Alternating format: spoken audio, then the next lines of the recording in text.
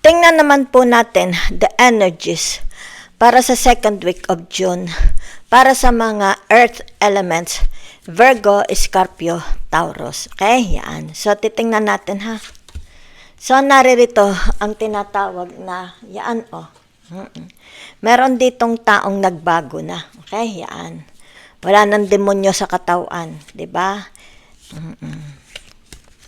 Maaari ito'y nagkaroon ng reincarnate, di ba? Baka nagkaroon ng awakening, di ba? Yan. So, meron ditong tinatawag na ito yung the star, di ba? At narito ang tinatawag na the high priestess. So, titingnan natin ha. So, yan yung energies for the second week of, anong tawag dito? Second week of June. So, let's see saang area sa buhay ninyo ito ha. Okay. So, ibig sabihin nito, yung tinatawag na, kung halimbawa sa mga siblings, di ba? Sa tinatawag trabaho, di ba? Yan, sa mga friends, sa school, especially kung kayo mga estudyante pa lang. Di ba? Sa mga neighbors, di ba? Yung mga nakakausap, everyday na nakakausap yung tao, di ba? Nakakasama ninyo, okay? Especially at home, di ba? Ibig sabihin nito, tinatawag na wala ng mga iringan, di ba? Wala na. Kung ito'y mga kaklasmate mo, kasundo mo sila. Kung ito'y sa trabaho mo, kasundo mo sila, di ba? Yan. Kung ito yung tinatawag sa mga neighbors, kasundo, wala nang iringan, away, palitan ng maaanghang na salita. Okay? So, kung ito naman is tinatawag na it's more about magkakaroon ng gains. Yan na nakikita ko sa inyo, okay? Merong gains. Halimbawa, sabihin na natin, merong pagbabago mangyayari sa iyong career, di ba? It's more about giving yourself, di ba? To welcome kung ano itong mga opportunities, di ba? Na halimbawa sabihin natin, hindi mo pa alam, di ba? So, very, very karmic ito. Kaya yan. So, ibig sabihin nito, yung tinatawag na, it has something to do about your Chiron, di ba? Because may mga built-in Chiron, bawat isa sa atin, di ba? Napatawad mo na sila, napatawad mo na ang sarili mo. Okay? Most of all, napatawad mo na rin ang sarili mo. Okay? Yan. So, ibig sabihin nito yung tinatawag na very, very harmony na ang inyong pamumuhay. Diba? Yan, no guilt, no enemies. Diba? Yan. So, ibig sabihin, it's more about gains. Nakikita ko, gains ng friends, gains ng mga grupo, gains sa negosyo, pera. Diba? Yan. So, whatever is this, it's like tinatawag dito, may mag-aakay sa inyo. Diba? Yan. Kasi ito yung tinatawag, the castor and the polix, kambal ito, di ba? Kung sino man ito, ibig sabihin nito, meron ditong tinatawag na mag-aakay sa inyo. Yan ha? Okay, either ikaw ang aakay or silang aakay. So, lumalabas dito yung twin flames ninyo, okay? Either ito yung tinatawag your yin and yang or sabihin na nating tao na ka-soulmate ninyo. Okay? Pwedeng asawa, nobya, kapatid, friends, di ba? Kolegas, yan. Okay? Kung sino man ito. Magulang, di ba? So, ibig sabihin nito, yung tinatawag, whatever is this, ito is there is an announcement, di ba? Yan. Kung ano man ito, nalalapit na po ito ha, there is an announcement, there is an action. So it means it's like tinatawag na back and forth na exchange ng words, ng action, di ba? Dito, yan, may progress. It's like tinatawag, you will be very, very busy talking to a lot of people. Yan ha, so ayun na nakikita ko sa inyo. So let's see. Saan itong tinatawag na house 3. Yan ha. Number 3. Yan o, kita ninyo.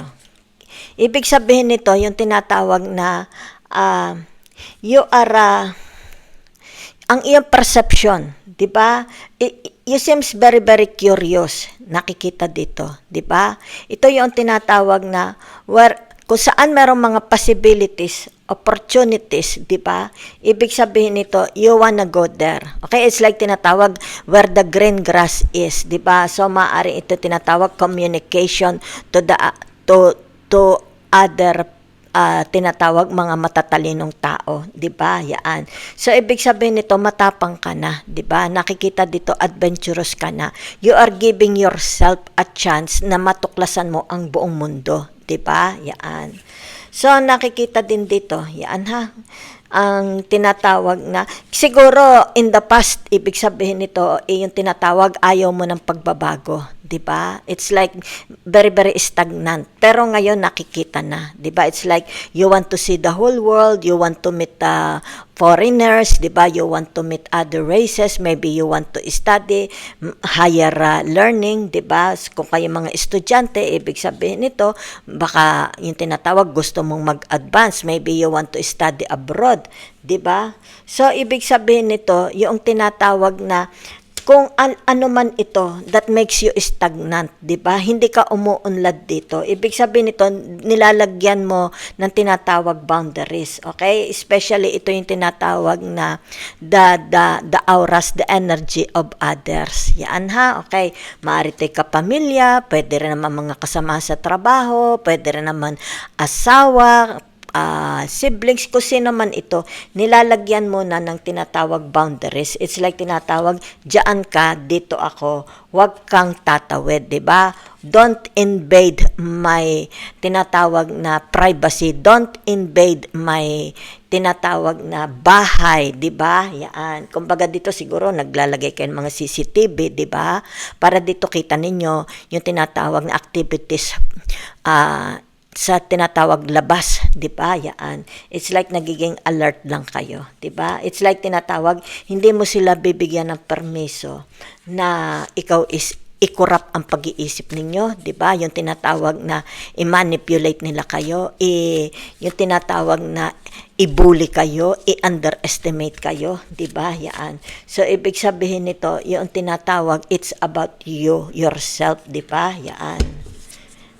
Yan. Okay? Oo. So, tingnan natin ha. So, naririto ang tinatawag na the tower. Diba? Yan. So, ibig sabihin ng the tower na ito, yung tinatawag na pagtatapos. Once it's done, it's done. Okay? Yan. So, ibig sabihin nito, yung tinatawag, healed na kayo. Diba? Yan. Yan, nasa na tayo, number 3. Healed na. Okay, yan. Once a relationship is kaput, naputol na, nasira na, nawasak na, whatever is this, kung saan man itong area sa buhay nyo, career man ito, pag-ibig, di ba? Relationship to your siblings, friends, di ba? Once na ito'y nasira na, it's done. Okay, yan. Kaya dito, ibig sabihin nito, wala nang balikan. Okay? It's like tinatawag, give me naman. It's like tinatawag, you are giving yourself a permission doon sa tinatawag mas malawak. Di ba? Yan. Okay? So, whatever is this, ibig sabihin nito, healed na, wala na yan sa system mo. Okay? Wala na. Yan. Inalis mo na yan. Okay? So, let's see. Okay? Yung tinatawag na ano a message or advice from the universe. Yan ha. So kita ninyo dito, 'di ba? It's like kung halimbawa may nambubuli sa inyo. Yan. Ibig sabihin nito, hindi mo sila bibigyan ng permiso, ibuli ka nila, 'di ba? Hindi na sila tinatawag na they are forbidden, okay? Para makapasok sila dito sa buhay mo. Andito nakikita na how far, kung gaan, it's about yung tinatawag ang iyong kaisipan, di ba? Yan. Mas malawak na ang kaisipan ninyo. Yan na. Kasi ito'y tinatawag na the Gemini. At ito ang tinatawag na the fire elements of Aries, Leo, Sagittarius, di ba? So, ibig sabihin nito yung tinatawag na hindi na kayo it's like duwag. Hindi na kayo yung tinatawag urong sulong, di ba? Kumbaga dito, yung tinatawag, you want to meet, it's like you want to meet all kinds of people, you want to study halimbawa sabihin natin, iba't ibang mga bansa, di ba? Halimbawa gusto mong marating lahat-lahat ng mga bayan, lugar, di ba? Giving yourself, di ba? Para maging productive ka, di ba? Hindi mo na nililimitahan. Yan ha, so let's see. So once, kung ano man ito nasirang ito, ibig sabihin yan, sira na yan. Okay, yan. It's like tinatawag na hindi ka na lumilingon dito, di ba? Yan, kumbaga dito yung tinatawag, inaalis mo na siya sa sistema ninyo. Okay? So, narito ang tinatawag. Sandali lang hindi ko sa ulado ang mga, anong tawag dito? Symbols. Okay? So, ano itong 69 na ito? Yan. Okay, yan ha. Ibig sabihin nito, relationship, di ba? With your family at home, with your parents, with your spouses, di ba? So, anong ibig sabihin nito? Ayan, healing na, di ba? Yan. It's more about healing. Yan ha. Ibig sabihin nito, as it's something to do with your savings, ayan na. Okay, yan o. Savings mo.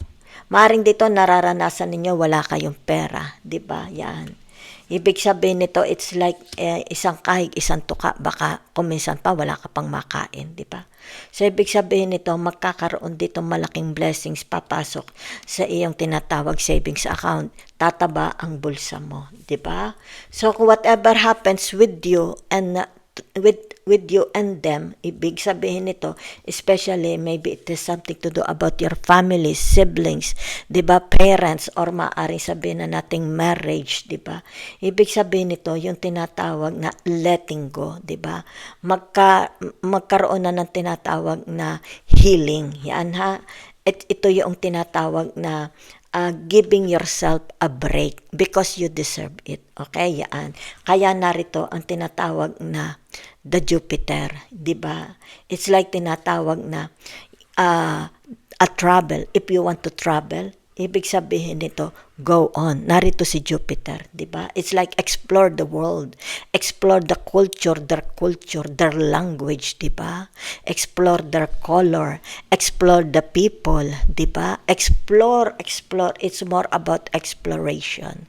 'Di ba? Maaring ito yung tinatawag, doon ka natitira. Okay, maaring sabihin na natin, ito na ang iyong bagong bahay, bagong address, bagong lugar, 'di ba? Bagong surroundings, bagong environment, 'di ba? Mga bagong tao, 'di ba? Yan.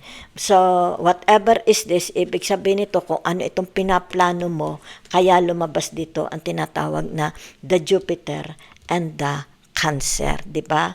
Ibig sabihin nito, yung tinatawag na for reflect, it's like tinatawag pag-aralan mo ano ba talaga ang gustong-gusto mo. It's like movement, more movement, action, 'di ba?